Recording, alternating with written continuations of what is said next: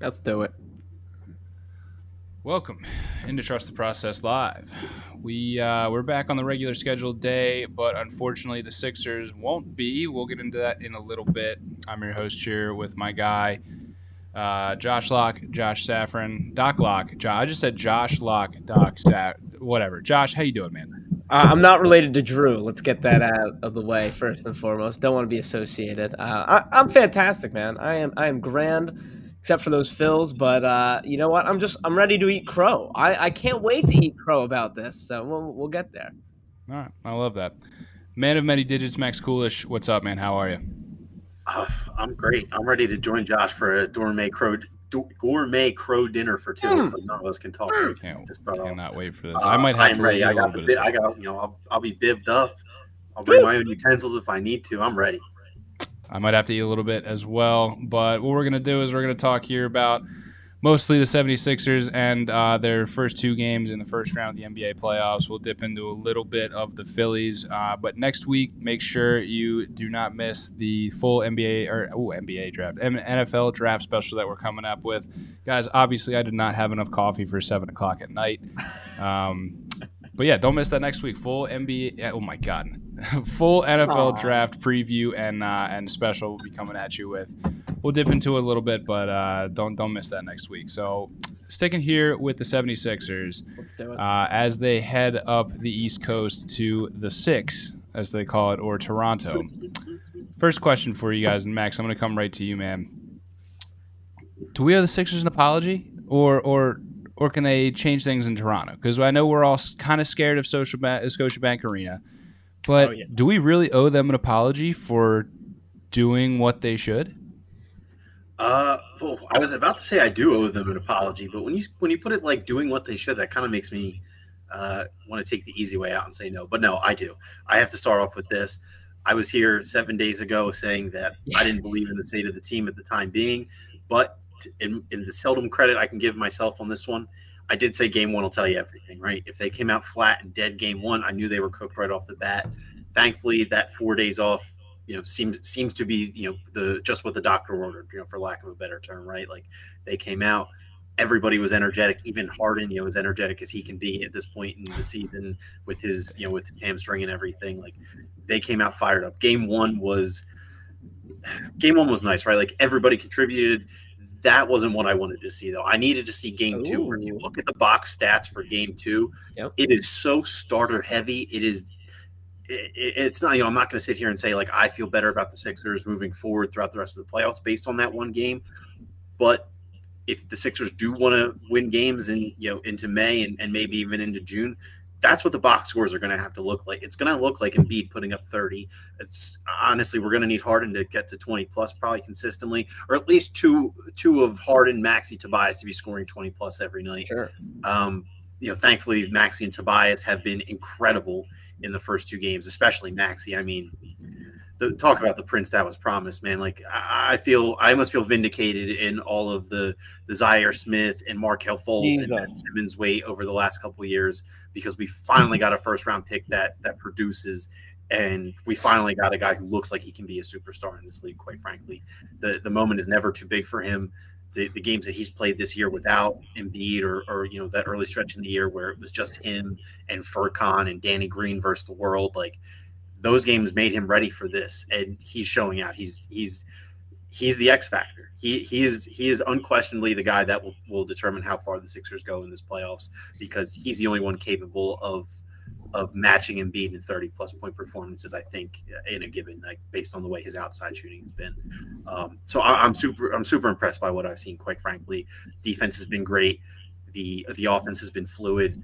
I guess my only complaint to try and poke holes in it is that Harden has scored, I think, 17 and 14 the first two games. That sounds right.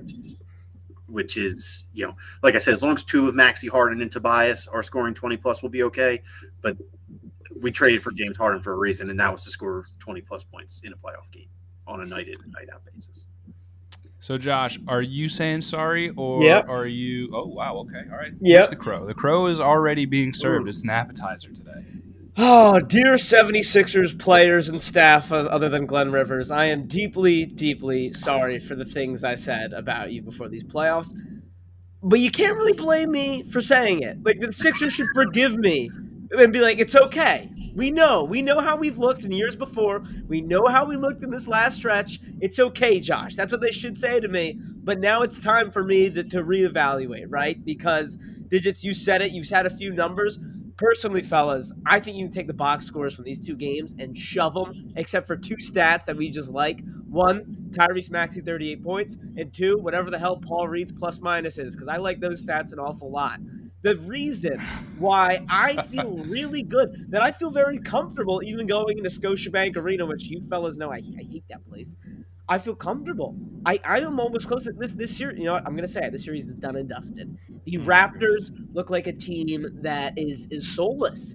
They look like they just want to lay down and cry at this point, and I'm sure they will take one in these next two games, right? Like I don't think there's going to be a sweep all of a sudden. But gentlemen, let's take a quick trip back to a history. I don't want 2017, 2018 year, the first year the Sixers made the playoffs after a huge drought. They played the Miami Heat round one, and the Sixers won that round. They won it pretty easily because they were the more talented team. That entire series, the Miami Heat beat the living hell out of the Sixers, like physically. If we remember, Ben Simmons got slapped, like full open palm slapped. Little Nick Nurse joke there. I'm gonna go look that up. I want to see that. I think I can't remember. Was it James Johnson? Not James Johnson. James Jones. I can't remember. The guy who has a black belt. But what I'm getting at here is this Sixers team soft isn't the word I want to use to describe how they've played the last 2 or 3 years. But there's an element of meanness, of contact that you need to bring to the table in the playoffs. We always knew the Sixers were a talented team. Now we're seeing that toughness, that physicality, and be evidently playing with a chip on his shoulder. The Sixers teams from the past in game two, the Raptors went up, I want to say 11-2, something abominable like that. They came out swinging game one. And Joel Embiid answered back, and he answered back with style and physicality. The way this team is playing is different. Sure, you can look at Maxey. Sure, you can look at Harden, and we will talk about that. It's the mojo and the physicality that they're playing with that gives me this confidence, and I think they've really, in 2 games, beaten the hell out of the Raptors. The Raptors, they're not going to lie down, right? They're going to give it a fight, but I don't think they have that much left. Series is over, baby. I'm looking ahead. Why would I apologize? You actually said they would win this series. Yeah, Banner. So. I think you're absolved from apologizing. You don't need to apologize here. I would like to think so as well. This was You were never worried. How do I say this? Like, yeah, you legitimately were. Like, I can't believe you guys aren't even picking them, let alone not picking them confidently. You're just like, yeah, the Sixers will win. They're more talented, and we moved on last week. And yeah, you seem to be spot on through 2 games. I try. It's something when it comes to the playoffs. I don't know why. I have. Do you remember the ridiculous run I was on through like the NFL playoffs, like picking the Bengals? You are. You're Mr. October. So, I like that. I feel like like a dad who's watching his kids at like a CYO game or like a travel soccer game where it's like it's a higher level of competition and they're doing like what they should, but not like blowing you away. You know what I mean? So you're like, you're not scolding them, but you're also not like, all right, let's go get ice cream or like water ice after every game. You know what I mean? Like, this is what I expected. This is what I should. This is what should be happening. You know what I mean? Harden's not blowing me away. Like, Embiid didn't score a single point in the second quarter. Like, Doc Rivers is good for now, but like he's like the middle child who you know is going to fuck up. I was just going to say, if we're still doing apologies before we move on, we have to say Doc Rivers because you're fine. No. He got it right so no. I hate to do this, but he's got it right so far. He's done. I would say Nick Nurse. I disagree. I disagree. So he's coaching at an average NBA level because he shortened his bench for the playoffs, which is different than last year. I'm not going to give you credit for doing what you should do. I'm not even talking about that. I mean, he's going with Paul Reed. He's trusting him. I think that honestly, and I'll also say this: I think starting Danny Green in Game 1 was 100% the right decision to make. I don't think you want to be messing around with starting lineup 1 and starting lineup 2 in the same series unless you're forced to by injury. It's 2 games in, so I'm going to treat it with the same energy. Facts. But I have been I don't want to say impressed because that's too strong of a word, but Doc Rivers has outperformed my low expectations going into the playoffs. Max, I will apologize to Glenn Rivers if they make it through the East. I'm not apologizing to Glenn Rivers for anything unless they make it to the finals.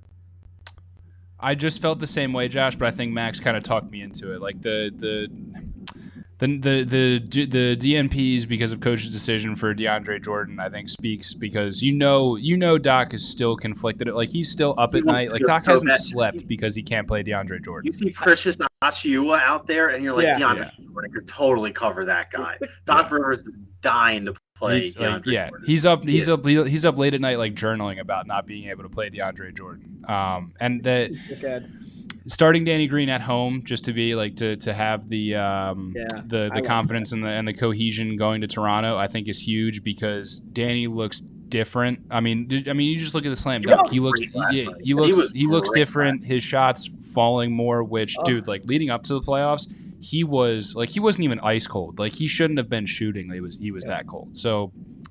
I'll give Doc Rivers credit. I don't think it's like a full apology letter. I think it's, hey, like, you know what? All right, my bad. Like one of those. Move on. I think that we can agree that we were surprised that both of him not playing DeAndre Jordan in favor of Paul Reed and him not starting Matisse Thybulle over Danny Green game one. Yep. I don't think that we expected both of those things to happen. At least I sure as hell didn't. No, I didn't think we were going to see Paul Reed at all. I touched on the starting lineup thing before, but I don't think any of us expected Paul Reed. Yeah. Fellas, Paul Reed's averaging a +6. Hell yeah, he is. I actually have an inside source. Paul Reed apparently asked if he would be allowed to play in the G League Championship because he was did not want to. He wanted to play. He wanted to play, so he asked to play in the G League Championship. He didn't, but that's insider info there. You know what? Good for Paul. Trying to get out the mud. It's basketball, Paul. It's the adult now. I love that. You know what?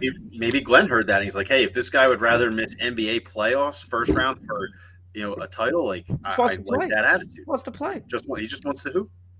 Basketball Paul, the grown-up Paul. I love it. That's perfect right there. That is amazing. Boys, second question, Josh. I'm going to come right to you with this here, man. Can the Sixers make it out of the East with Harden playing at this level? And I think we have to – Harden is not playing poor basketball. Let's say this. It's a different James Harden than what we expected. Let's preface it there. So, Josh, with this kind of altered version of James Harden than what we expected and Tyrese Maxey – shoving his foot through the door and saying, NBA, I am a superstar. Yep. Can the Sixers come out of the East with a team playing like this and pieces like this? Okay. Short answer is no. Because to me it's too and I don't freak out, but it's too similar to the Ben Simmons situation, right? Like let's face facts. And I think James Harden is net way more positive than Ben Simmons, but when you get past Toronto, right? And listen, I don't want to poo-poo the Heat, but I'm thinking more of Bucks, Celtics, Nets, right? Those types of teams. When you play those types of teams, you just need that extra element of scoring. But I guess to put it in like a longer answer, you could get away with it if you have Tyrese Maxey and your other guys contributing the way they are.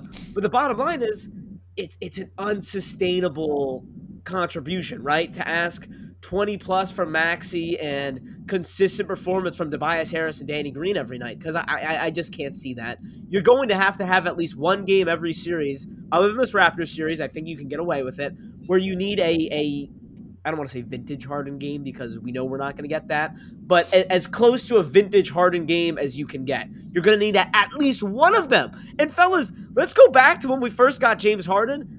There's no chance that this is the conversation, right? Like, I feel like it's crazy that this is the conversation I'm having right now, is that we need at least one close to vintage James Harden game per series, sounding a lot more like the Ben Simmons situation day by day. And no, I don't want to do that game. This is much better than Ben Simmons, right? There's no doubts. I just think when the chips are all on the table, you need James Harden to do better than this. And I'm not complaining about it, right? I'll take it. But we've seen it before, fellas. The deeper you get in these playoffs, you need a guy you need that guy when you're getting locked up. Tyrese Maxey's going to see a defense that he can't run around. You're going to need James Harden then. I'll get to what I think. Max, can the Sixers win the East as currently constructed with James Harden being a different version than what we expected? Honestly, I'm inclined to agree with Josh again. It's the first round. Like you're going to have to take it to a different level in a conference finals, right? Like I I I think the pieces are all there, but I don't think it's too much to ask for James Harden to outshot attempt and outscore Tobias Harris on a night to night basis. And I don't want to like sound like I'm trying to pick on Tobias because he's been great the first couple of games, but we I've seen enough Tobias Harris to not feel great about him being the clear cut third option or second option going into a conference finals matchup, right?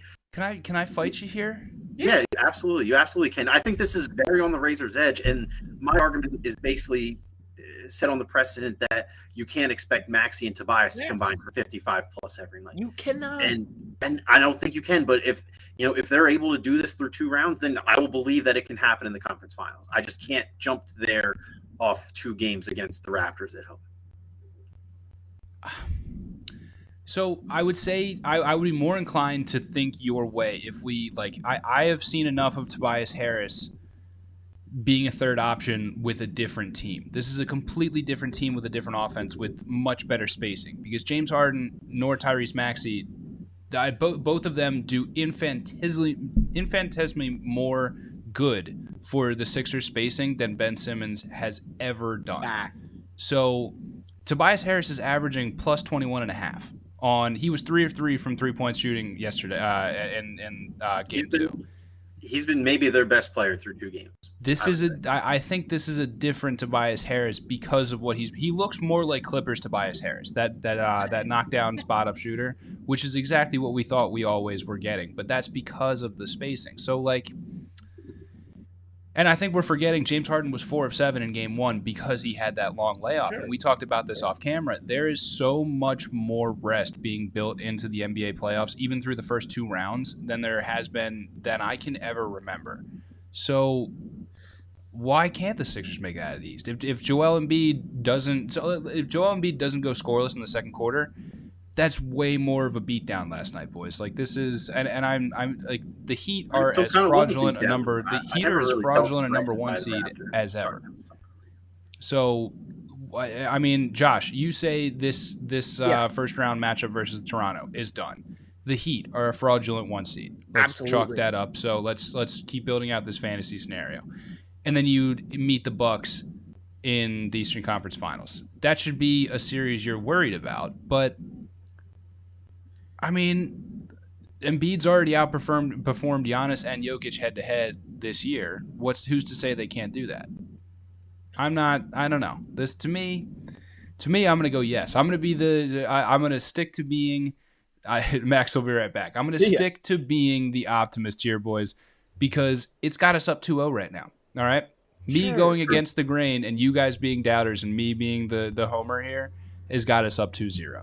So I'm gonna stick with being superstitious, and I'm gonna go yes. The Sixers can make it out of the East with James Harden playing like this. Bannerman, just last point. It's just your whole thing is relying on Tobias Harris to be a consistent, reliable, good player in the postseason, and I can't do that. I won't do that. I disagree. That's not what I think it hinges on right now. It's super weird to say, but James Harden has been the 4th option through 2 games. My argument contests that Tobias Harris can drop off from being the 3rd option and James Harden can step in on any given night because of who he is and because of the rest being built in. Sure.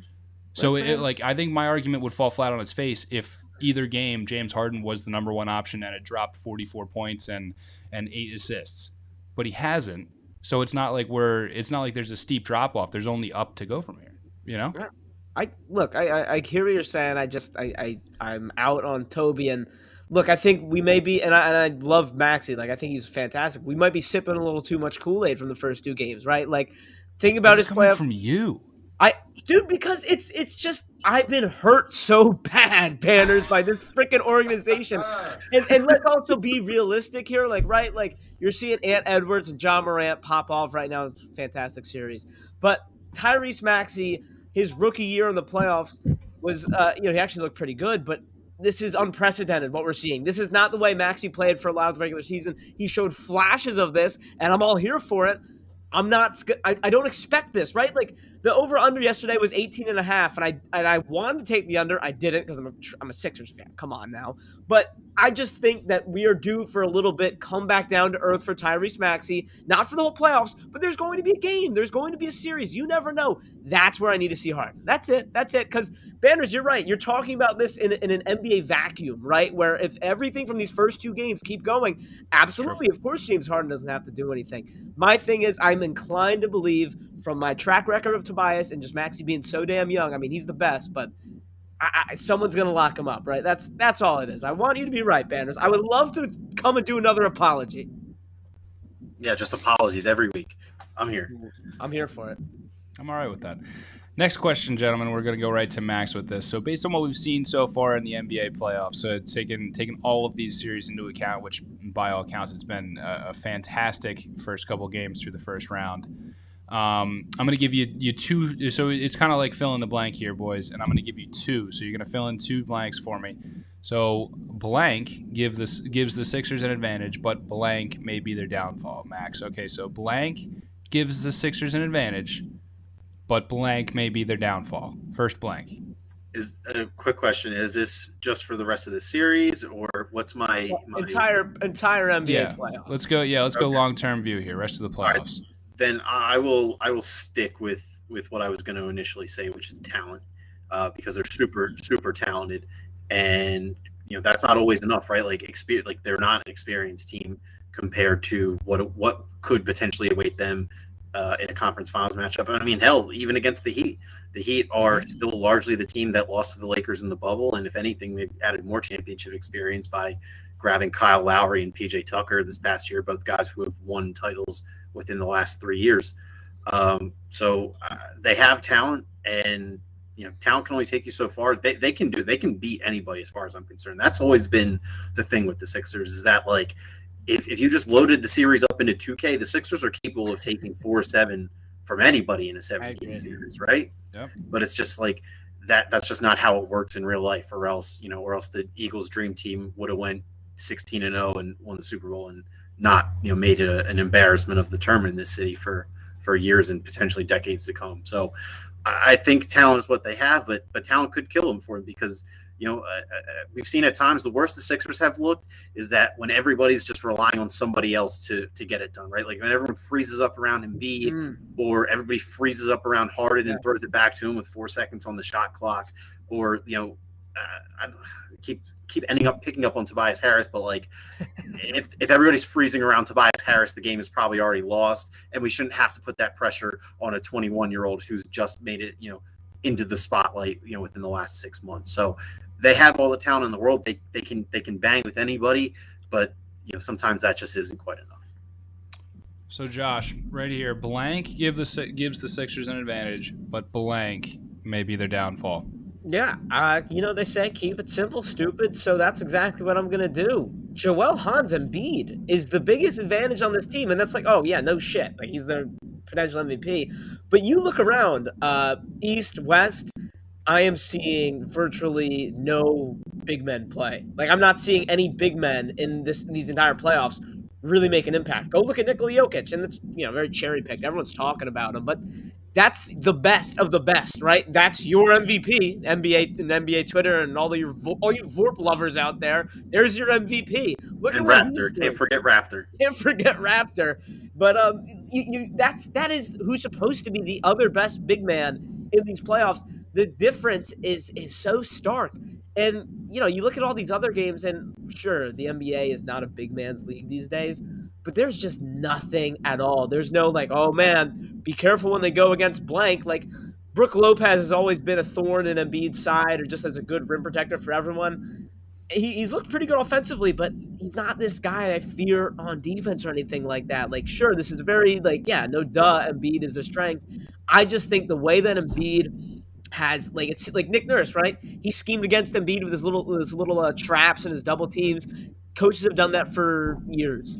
The way Embiid has looked in these playoffs, sure, 2 games, he's smart. He's calm, cool, collected on the double team, and he passes the ball out so well. I can't see anyone stopping them. With all this being said, the biggest thing that I am terrified after round one is I don't know how to exactly put it because it's not defense that I'm worried about. It's defending the other team's star because Matisse Thybulle is a fantastic defender, but he has had issues defending the star. I mean, we always reference that Devin Booker game because that one was egregiously bad from him. But look at the Nets game, right? And sure, they have 2 stars, but like he doesn't match up well. Kyrie cooked him in that Nets game. We got embarrassed. And that's what I'm going to say. Kyrie's too quick, too little for him. Kevin Durant, too big and too long for him. So, and you look at the Celtics, right? Who's going to guard Tatum? Who's going to guard Brown? That's my biggest thing. And Derek Bodner was saying it leading up to this Raptors series, and I wasn't believing him. He kept saying, this is the best series you can lose Matisse for because you don't have that star that you got to put him on.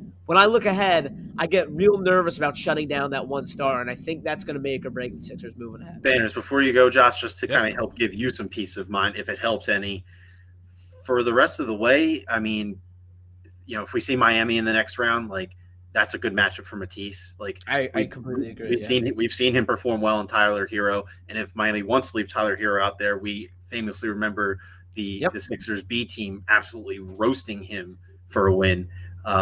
And so what? If Matisse on Jimmy Butler is like that's about as good as a matchup for Matisse if you could draw up, I would say. And then if it is the Bucks, like the Bucks are similar.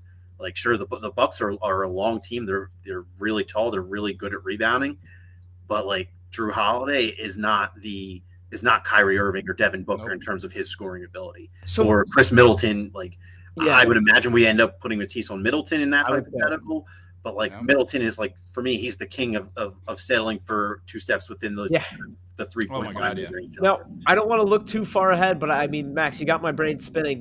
Would we, in a hypothetical Eastern Conference Finals, and it hurts me to say this, but would we want to see the Bucks for kind of that reason? I mean, I don't want to see any of those teams, but I think I'll say this: I think I would rather see the Bucks. Like, I don't know, it's weird because we have the Embiid matchup big time on the Celtics, bigger than the Bucks, right? Like. Giannis is one of the few guys that like can kind of do what Embiid does, right? Like across all facets. Yeah.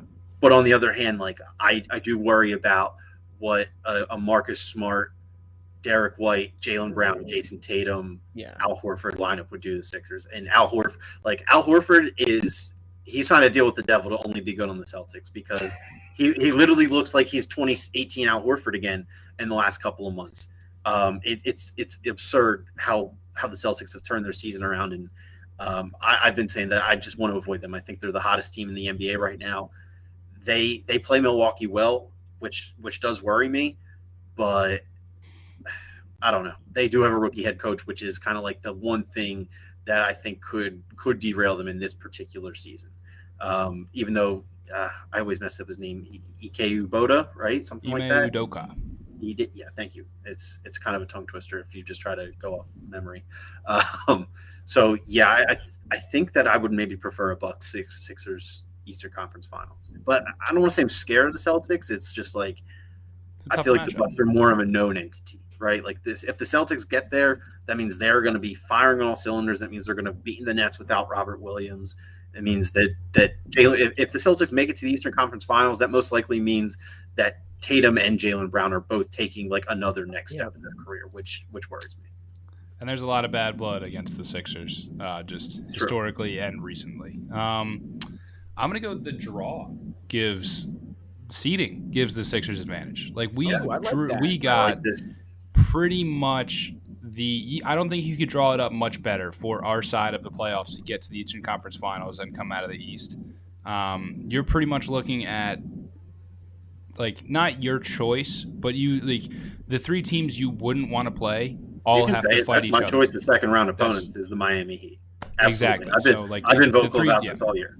Me too. The 3 teams you don't want to play have to play each other to get to you. So it's the seeding kind of gives us an advantage. You guys took all the obvious ones here with Embiid and likewise, but I'm going to say Danny Green can be the downfall, like the depth and Danny Green, because we saw it 0 for 5 from 3 the first night, game 1 against the Raptors, but like that's not going to fly against pretty much any other team. It might against the Heat, depending on how much it actually looks like a mismatch, but I don't think it's going to be that big of a difference.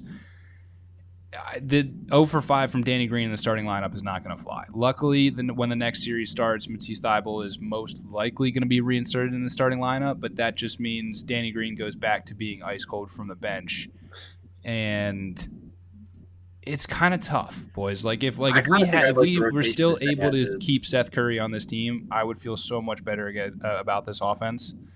Which just like I don't know. I wish we had one more shooter. Because I love Shake and all, but I don't know. Yeah, Danny's just not going to. 1 of 2 from 3 in like 5 minutes last game. Yeah, 5 points. 1 of 2 from 3. Ready. That's all you can ask for. I love me some Shake, but Danny Green worries me. Even though that dunk, look back, he just like took Father Time and just dunked on him. I mean, we talk about Danny Green being a streaky guy. Like, a good streak has to start somewhere, and last night was a good game. Was a good Danny Green game by all accounts. I would say he even played pretty good defense. He's got 3 rings. Don't get that by accident. I guess so. Well, here comes the question we've all been dreading. Yeah. The worry meter. The worry meter. I know this is very premature, but we have to do it because some people already pressed the panic button. Max, where's your worry meter at? How much are you worried? Are you worried at all? I'm worried that maybe this has something to do with us because last week we said we all gave the Phillies plenty of leeway after the miraculous 5-run 8th inning against the Mets. And we all said, oh, this gives me so much less worry about them. I'm willing to give them I believe I personally said I'm willing to give them an extra 10 days of leeway whenever the bats go cold. So I have to stick to my guns here. And by my calculations, that gives the Phillies until the end of the work week. If they, I mean, I'll say this, the worry meter is as high as it's ever been after only scoring 1 run in Colorado last night when apparently you have a lineup full of supposed mashers. So that probably pushed the worry meter maybe to like a 7 to 7.5. But I have to stick to my guns. I have to give the Phillies at least 3 more days before I hit the the code red button where the alarms start blaring, and I need to have a sit down with Joe Girardi to talk tactics. Josh, worry meter. Yeah, see, if this was, it goes like from like red to like green, you know what I mean? I'd be right smack yellow, like 5 out of 10, because you have to be worried. Like if you're not worried, you're just not a human. I wish I had that amount of patience, but listen, they played what, 12 games? I think 12, or tonight will be 12. 13 to start the season. They're 4-7. Yeah, okay, so they played 11. How about this, boys? If this was an NFL season, they wouldn't have even played 1 game yet in terms of the grand scheme of this season. And that is what I have to keep telling myself as I watch. I needed that. I legitimately have not gotten like angry or upset once. Like I remember the game Alec Boehm made 3 errors. Said he fucking hated this place. My friend is texting me like freaking out, like, "Oh my god, Alec Boehm!" And I'm just sitting here like, right on schedule. We're right on schedule here, huh? How about this? You need to clip that and send that to your buddy. I will. I should actually. But I mean, look, you can't help it. I'm not blaming anyone who's worrying because they look freaking terrible. Like you should be worried. I just have the utmost belief in this lineup, and I don't have a number set like Digits did. Like my number is a little bit higher, but at a certain point, someone's got to flip a table, and I don't know if it's Girardi to blame. I don't know who's to blame. I'm not that worried right now, and it hurts me to say this because I feel like I should be worried. It's just they have not played too many games. They are, in my opinion, you're 1 good night in Colorado away from turning everything around. I think you're gonna have 1 10-run night. And everyone's going to realize, oh, hey, I'm Kyle Schwarber. I'm MASH. They're going to realize who they are. I do think spring training has actually played a pretty big role in some of the pitching on the Phillies team, at least. You saw Rangers' second start look lights out after the first. Wheeler, I think he will be okay. I think Wheeler will be okay. He's still working his way into the season. Everyone calm down a little bit. You can be worried. But people are talking about firing Girardi, which honestly I'm for, but that's not exactly for the start of the season. I just don't like Girardi. I would give him a little bit more time. Yeah, I think Joe makes it through the season. This is baseball. Like, you can't be worried through with a 4-7 start. Just inherently, like a macro view, you can't be worried through with a 4-7 start. What I will say, what does worry me, is the continuation of old trends. And I'm not talking about strikeout rates or anything like that. I'm talking about the curse of the Miami Marlins. You're right. No, That's what tells me that I have to at least be like, Josh, I'm with you. I'm smack dab in the middle. I'm like, I'm on notice. And when I say I'm on notice, this is like I'm going to be on notice for months. I'm not a game away from falling into the red here, but I'm like, at least I'm keeping an eye on you because you told me things were going to change. You told me that we weren't going to go lose 3 of 4 to the Miami Marlins anymore. Like the curse of Miami was supposed to be ended when you spent on Castellanos and Schwarber and crossed the luxury tax for the first time in your franchise's history. So like, granted, they're still like these guys are still getting used to this clubhouse. That can't be that can't be ignored. They're not comfortable here yet, and still Nick Castellanos is still hitting like 280 something. So like, they're not getting enough credit as well as Nick is still hitting well. Schwarber still needs to figure it out. He needs to get back on track, but like, it's not a complete failure. But you were supposed to beat the Marlins. Like the Marlins haven't had the Marlins in every year that the new Miami Stadium has been open. They have only won a series for their home opening series once, and you just handed them their second series that they've won for their opening series. That was supposed to change. So I'm firmly in the middle here because you can't lose to the Fish. That's just not – it's like you can't. Their starting pitching is pretty good, but you shelled Trevor Rogers, who was supposed to be their ace, for that 10-run night. That's who you shelled. You're not supposed to get like 2 hit by Eliezer Hernandez. So I'm smack dab in the middle here. All right. Good pull, Banner. Good pull. Another little stat about, you brought up the Marlins. They haven't won a series in Colorado since 2012 either. So, like, I'm with you on that. Like, that's shocking. That is shocking, right? Shocking. Yeah, haven't won a series in Colorado since 2012. So, I mean, I guess we've been pretty mid for the last decade. So there also haven't been that many series in Colorado. So I think it's one. Isn't it one a year? Right? Yeah. Maybe 2. Maybe one every year. Yeah. Interesting. That kind of sucks, but yeah, I think we're smack dab in the middle here, boys. And don't worry, we'll be keeping an eye on the Phillies because there is at least 140 something. I'm not talking about them next week. They suck. They could win every game 10-0 between now and next show, and we're not talking about them. All right, Banners and I will. Yeah, we'll talk off camera then. Don't worry, there's still 140 something more games. My math isn't working right now. 149 more games, something like that to go. We'll be back. Don't worry. The Phillies still have plenty more to talk about. Second half, gentlemen, here, rapid fire, and we're going to stick right to NBA playoffs because, like I said earlier in the show, this has been a phenomenal first round of the NBA playoffs so far. A lot of storylines, a lot of good games. Before we dive into it, like I said earlier, don't forget to join us next week with an NFL draft preview and special. Not an NBA draft, NFL draft preview and special next week. It'll be a lot of fun because there's always a lot of meat on the bone with the NFL draft, and this one especially with 2 picks in the first round on day 1 for your Philadelphia Eagles. And again, if you are not here live with us, you can get us wherever you get your podcasts, Anchor, Spotify, Apple, anywhere in between. You find somewhere we're not, you let us know. All right. Rapid fire, second half. First question, Max, I'm going to come to you real quick. No Luka, no problem as the Mavs get it done. Can the Mavs keep doing this with Jalen Brunson dropping 41? Is Jalen Brunson just an automatic 41 now? Is he a lock for 40? Should I go on FanDuel right now and just hit the over? I don't know if he's a lock for 41, but I actually was flipping between the Sixers game and that game last night, and he was on fire. I'll say this: the Mavs can keep getting it done. This Jazz team knows they're dead. They know it's getting blown up. They want to get out of there. I think all players. I don't know about Quinn Snyder. I think Quinn Snyder is a really good coach personally. I think that he's kind of getting the short end of the stick here. Yeah.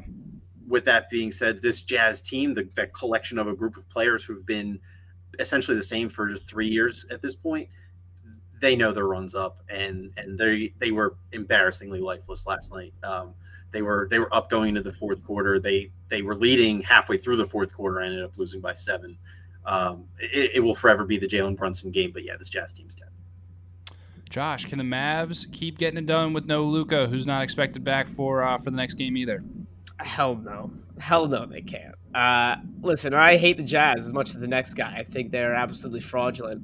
Quick story time from my summer. I covered the Rumpf Classic, little pro-am event here in Philly. One of those pros who came to that event was Jalen Brunson. I believe he came the first night. He went off in the first half. His team was up 20 at half.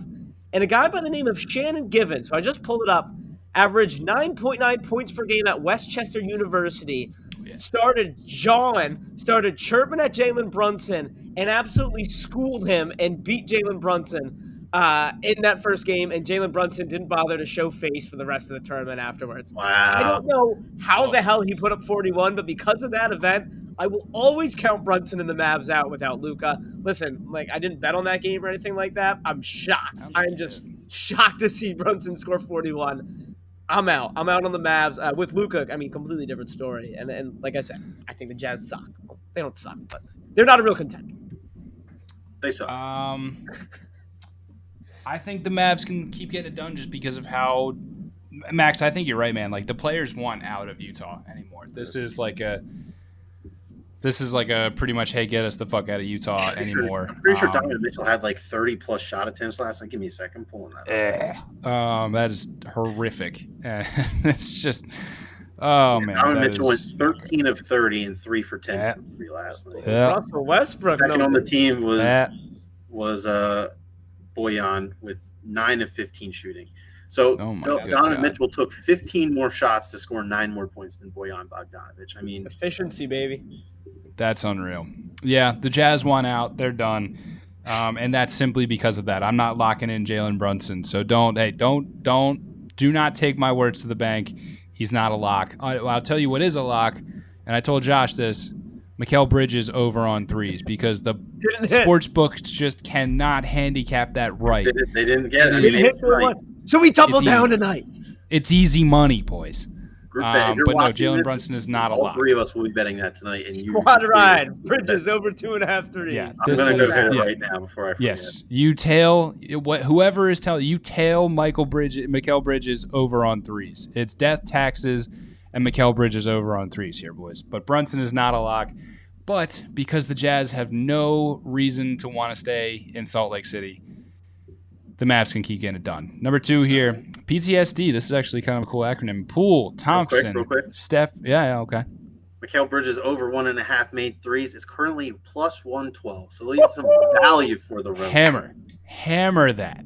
It's a joke. This is as close to an ATM as I'll ever be able to give you, folks. Okay. Now, PTSD, Poole, Thompson, Steph, and Draymond show out. Are we now believing in Jordan Poole has scored 51 points through the first 2 games of his NBA playoff career. Am I believing in these Warriors, Josh? Oh, 110%. And I gotta change. I gotta change it, man. I think the Warriors come out of the West. I'm doing it. And it was look, I saw a video of Steph Curry being the last guy in the gym, like getting up extra work, and it just clicked to me where I'm like, this makes sense. Like, maybe you got another chance last year, but this might kind of be one of Steph's last dances. You know, like, it's been a little while. He's been injured. He's been counted out, and now he can taste it.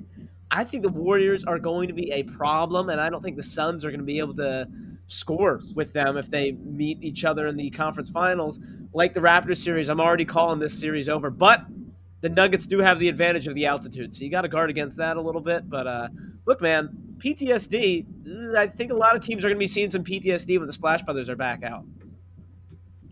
Hey, Max, can PTSD, do you have PTSD about the Warriors? I actually was talking about this with someone on Twitter last night, that this PTSD and Kevon Looney is the 5th. Yeah, I know, right? Doesn't have a catchy ring to it, but it certainly does kind of remind me of the daunted Warriors death lineup from their success years. I'll say this, hand up, I couldn't have got the series more wrong. I had the Nuggets. I predicted the Nuggets to win the series. I am eating exorbitant amount of crow on that. They're simply overmatched. They don't have the firepower to compete with the Warriors, with Steph, with Clay, with Poole, putting up 10 threes plus a night each. The Nuggets just don't have that kind of perimeter talent. And this might be one of my biggest swings and a miss in quite a while in terms of in terms of what I put my reputation on. I think the Warriors are actually in a great position to maybe sweep the series. I think the Nuggets can probably avoid a gentleman's sweep for some consolation. I wouldn't even be surprised if the Warriors pulled some disrespectful shit and rested Steph and Clay in Game 4. Quite honestly, if they dominate Game 3 again, I honest to God wouldn't be surprised. Put a fork in the Nuggets.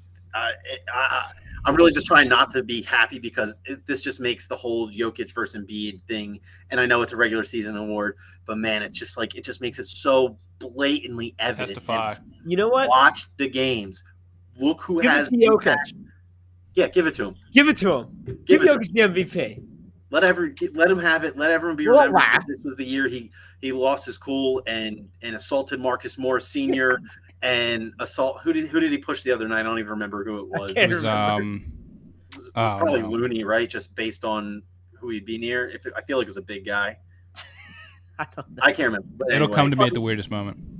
Regardless, like the Nuggets are cooked. They're just not a good team. I was the same person I was talking about the series with last night.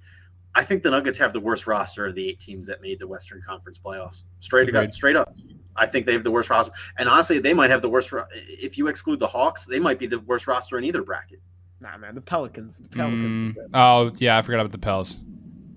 Come on. I don't know. The Pelicans have nowhere near as good as Jokic, but all their middling pieces are pretty, I don't know, top to bottom. Like 1 through 12, I legitimately think the Pelicans might be like, if you gave everybody on each roster like an aggregate score, like if Jokic is 100 out of 100 and Brandon Ingram's like 85, I think if you added cumulative scores up out of 100 from 1 to 15 for each roster, I legitimately think the Pelicans would maybe edge them out. But they don't. They don't. But they don't. So I told you guys have already expressed why you're eating crow. And this is, I told you at the start of the episode, this is why I'm eating crow. Because for this year and this year only, I do not fault the NBA for voting on league awards until after the playoffs. Because this is going to be, there's so many memes that apply here that I just don't have the time to list them all. And I cannot wait for Nikola Jokic to be the latest in a long line of MVPs to not make it out of the first round. And if he becomes a back-to-back MVP and after being beaten in the first round by the Warriors, Joel Embiid I think might actually kill somebody on the court. But 2, I'll just it's too much fodder. Like I think I'll actually my brain will explode picking what insults to throw out there and what memes to make because this is just it's too good.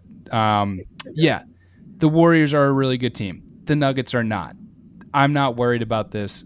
Book the Warriors. And Max, I absolutely freaking love what you said about pulling some disrespectful shit and resting Steph and Clay in like Game 4 or something.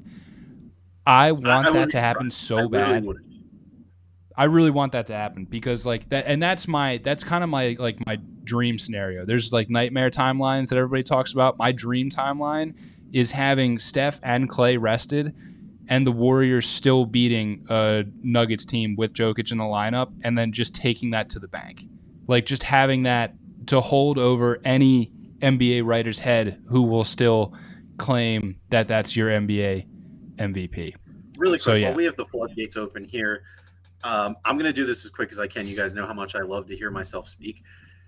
This whole Nikola Jokic being a good or plus defender thing, I'm done with it. I'm not hearing any more of it. I'm done. Yeah. I refuse to acknowledge it. I don't give hear me out, internet. I don't give a shit what those advanced stats on NBA.com say. I don't. I'm done with it. I watched 2 games of this. This dude gets cooked by damn near anybody off the perimeter. And I understand that he does not really have much help in front of him, like in terms of offense or defense. But, I mean, he literally is getting the Rudy Gobert treatment where he's getting pulled out to the three-point line, and whoever is fast enough to get around him has their pick of wherever they want to go with the ball afterwards. I'll say this. He is a really good rebounder, and that is a really big reason why he shows up as a plus defender, especially towards advanced analytics and stuff like that. The dude is a legitimately elite rebounder. But to say he is a legitimately elite or even a legitimately above average defender overall is hearsay. It's incorrect. It's wrong. It's wrong. And Max, since you open the floodgates even more, Rudy Gobert hasn't been the defensive player of the year of the NBA ever in his life. He has never been a legitimate defensive player of the year. You just called it the Gobert treatment because it is so inexplicably easy. I don't understand. He got used and abused in the last game by a small ball lineup who pulls him out to the perimeter. It is so astounding to me that in the regular season, teams only do it to him between like 7 and 15 times throughout the course of the season. It doesn't make sense because you can. He's an elite. He's a generational rim protector, but you don't need to let him protect the rim.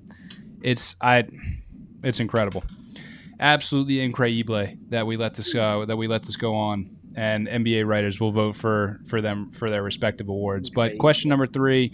What is looking to be one of the possibly the most fun matchup in the NBA playoffs throughout so far, the Minnesota Timberwolves versus the Memphis Grizzlies. Can Ja and the Grizzlies bounce back after the upset in Game 1? I'm going to say no, boys. Wow. Because really? I'm going to say no. Because I really like... Did you guys see the graphics just shuttle through there? Through all of them? Yeah. Yep. Interesting. I'm going to get to the bottom of that. I'm going to say no. I really like what the Timberwolves are doing. I picked I picked the Grizzlies to make it out of this round. But I think this Minnesota Timberwolves roster is better than people expect. Jaden McDaniels off the bench. Beasley had actually a good night. And let's not forget that D'Lo is not playing like D'Lo right now. He's not shooting the lights out. He's had his classic off games, which only means that he's coming very soon to erupt for like 35 points and like 6 assists. That's coming down the pipeline, gentlemen, because it hasn't happened yet. And I love... This is the Anthony Edwards series. He has arrived. This is the Anthony Edwards is a legit NBA superstar series. This is, and if you haven't been on the train of watching kind of nationwide basketball, Ant Edwards has been doing this all season. But now the entire country and the world gets to watch as he is a superstar. And I really like Chris Finch as an offensive minded head coach. He is a really, really good coach. Flip Saunders mentor, so it is just like a long line of Minnesota basketball here that just kind of happened to go right, which is kind of how a mid-market team like Minnesota would act. It's just funny to watch and kind of like full circle. Like their analytics department or something. Like when they fired whoever their last coach was, whenever they fired him mid-season, he wasn't part of the coaching staff. He was like in the front office, and he's like he was when they fired Ryan Saunders. He was part of the organization, but not on the coaching staff. But Chris Finch he's the real deal as a coach, man. So I like this Timberwolves squad. They're going to lose next round, but I think they're going to keep going here and kind of pull off one of the bigger upsets of the early rounds of the NBA playoffs. Max, what do you think about these Wolves, man? You know what? No, I'll ask you how the question is actually phrased. Can Ja and the Grizzlies bounce back from a Game 1 upset? Yeah, I can. I think. It's so cliche, right? But like, backs against the wall tonight. You absolutely cannot go down 0-2 at home as the 2 seed to the 7 seed. You just can't, right? Like, I'll be honest. I think the Timberwolves are they're better than I thought they were, but I think we're at least primed for maybe a step back. Like you're saying they're going to win this series. I think after tonight you might be like, I don't know about that. The Grizzlies just kind of showed up and they didn't let Anthony Edwards and everybody really score at will. The first game finished 130-117. Like the game. So these teams played 4 times in the regular season. They split 2-2. The 2 games the Timberwolves won were high scoring. The 2 games the Grizzlies won were lower scoring, and I believe one of them was like a total blowout. So that's really the formula for Memphis. Like hold the Timberwolves under like 110, and you're probably winning that game 9 times out of 10. Yeah, and the Grizzlies were the best just overall rebounding team in the NBA throughout the regular season, and they only had, I think, 6 offensive rebounds in the whole game. Like that's going to change. That's going to change. It's good that you mentioned that because just one last thing, X's O thing. That's actually a big reason why the Timberwolves were so successful. Game 1, Karl Anthony Towns, who we all know loves to shoot threes, reigning 3-point contest champion. He was able to pull Steven Adams out from the paint so regularly, and who's their other center, and Valanciunas. He was able to pull the 2 of them out so frequently from the paint, and that really helps guys like Jaden McDaniels and who's the other one? They look so similar. McDaniels and Vanderbilt. Easily. And Jared Vanderbilt. Vanderbilt, yes, both of them are guys who are undersized compared to the average power forward, but Yep. they're really athletic. They can get you boards. They can run with the team like that. That's how that team plays. They're young and they're fast and they play spread out. And Karl Anthony Towns being that good of a 3-point shooter enables that. And I think that's actually a really, really key matchup to keep looking at. I'm very interested to see what Memphis does. Josh, can John and the Grizzlies bounce back? Yeah, I think they bounce back tonight. This series is a toss-up. Like, if you're thinking about betting, like, if you want to bet on the Grizzlies tonight, like, you're a better man than me. Like, I'm not going to take the spread tonight or anything, but That's the nicest thing you've ever told me, Josh. I'm actually taking Grizzlies first quarter. I will throw that out there because back's against the wall. But what I'm getting at here is don't bet on this series. It's not worth it. It's a toss-up. Sit back and enjoy it because it's going to be fun, though. The way I'd say this, and don't mince my words here, but the Grizzlies, to me, are this year's version of last year's Knicks, but with better branding. And what I mean by that is, Whoa. the Grizzlies, the Knicks were slow and they did it with defense. The Grizzlies are like a bit sexier, but they just don't have that switch. They can flip on in the playoffs. And I think a lot of that is just because of youth, right? Like, they don't know any better than to give it 100% during the regular season. And I think that's how they gutted out a lot of these wins. Now you get into these playoffs and all these teams kind of take it up a notch. And the Grizzlies, it's one game, obviously, but just the way they played and the way that their team is built, I don't know if they have that switch that they can flick on. So I think Ja bounces back tonight, but the series, I've got no clue. That's a very good point. It very much is a toss-up. I think that's why it's that's a very good point, though. It feels like the Grizzlies, they keep going here, but it's like at 100%, so it's just baseline. Their baseline is 100%. The other teams are like the Bucks. The Bucks coasted for a while and are turning it on. That comes with it. That's a very good point, Josh. I like that. Last question here in rapid fire here, gentlemen. And Josh. Oof. Bucks, Heat, and Celtics all dominate in Game 1. Do you see the series kind of shaping up, keeping the status quo, or tell me about these series? Yeah, I think all right. I don't know. I see why you paused there because I think the Bucks series, and I'm like, yeah, the Bulls threw the Bucks their hardest punch. That was like, you get into the ring and you throw the hardest punch you can throw. You hit the guy dead on, and he's just standing there, and it's like, oh shit, like we got more rounds in this. Bucks and Bulls is over. Look, man, I said it before. I'll hang with my Celtics. I think my Celtics. Oh my God, I didn't mean to say that. Josh, Woof, you're Josh. done. Mute him. Banners, mute him. Yeah, mute him. dude, that's Muted. I don't know You're done. I don't know how that came out of my mouth. Give me a lap real quick, Josh. I gotta mute you for that one, Max. But I'm so thrown off by this. I'm like insulted. Bucks, Heat, and Celtics all dominate in Game 1 while he's muted. Tell me what you think of these series. I think Bucks Bulls is over. That was the Bulls' best shot. The Bucks, I think I saw that the Bucks have lost 7 of their last 8 Game 1s in the playoffs, or 6 of their last 8 Game 1s in the playoffs. So like they are not a Game 1 team by any means. And the Bulls were able to hold them at like 90, under 100 points. And I just don't know how you're not totally deflated as a Bulls player, staffer, fan, right? Like that just feels like one of those guys coming up from like AAA and he's only got like 90, 91 on the gun on his fastball, and they're like, he'll be a soft tosser with control, and just absolutely shelled. Like you can't. I'm sorry, dude, but you can't do it. Can't be done. I still think we're in for a good Celtics net series, but everything that we talked about last week was so perfectly encapsulated in Game 1, right? Yeah. There's major star power on both sides. The Celtics defense is not great or as great without Robert Williams, but the Nets' inability to play defense, especially at meaningful times, will be their downfall. And I think as a group, we collectively couldn't have nailed that series prediction any harder last week. And then the Heat, good for them. They got a familiar foe that they really only need to worry about shutting down one person. I mean, that's kind of like a dream matchup for them. The Heat culture, the group defense, play the zone, Jim Boeheim, Eric Spoelstra. What's the difference? Yeah, I don't know, dude.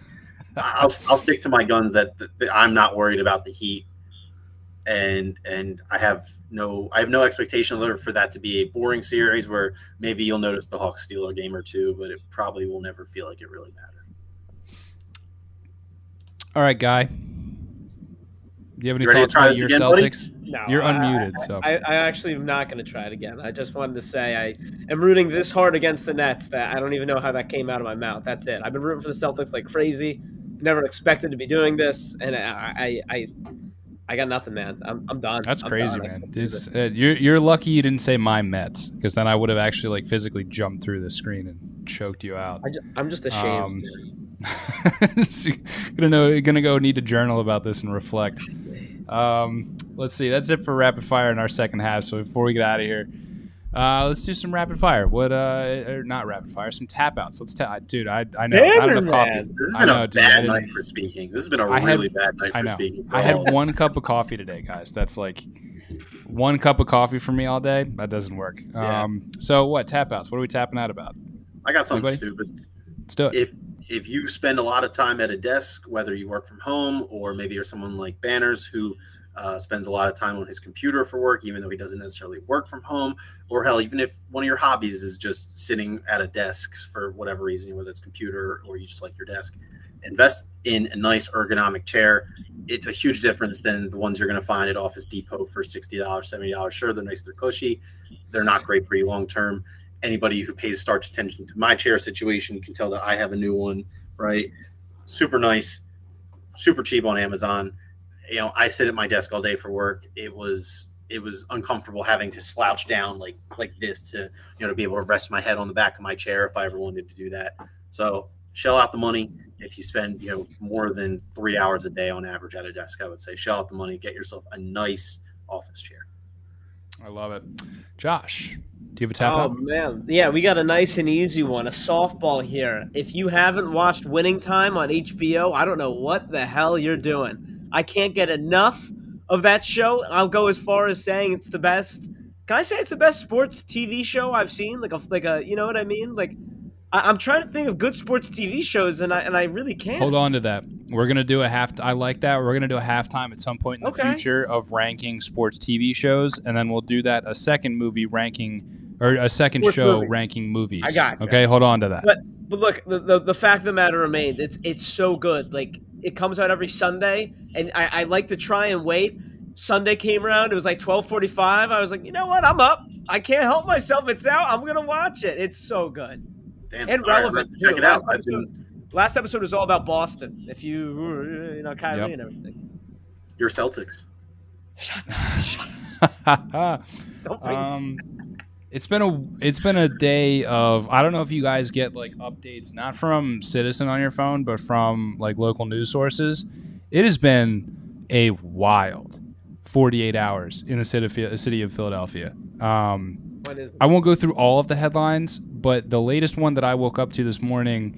So I mean, I'm up at 5:30 for work. I take like an hour, maybe an hour and a half at most siesta afterwards. So today I re-woke up at like, I think it was like 9:15 in the morning, and I rolled over, and the leading headline on my phone was an entire fleet of Kias was stolen from the port on South Delaware Ave. No. It's kind of Like awesome. the largest port in Philadelphia, one of the bigger Kias. ones on the Eastern Seaboard. Not a Kia, not like one Kia Soul or like a Forte.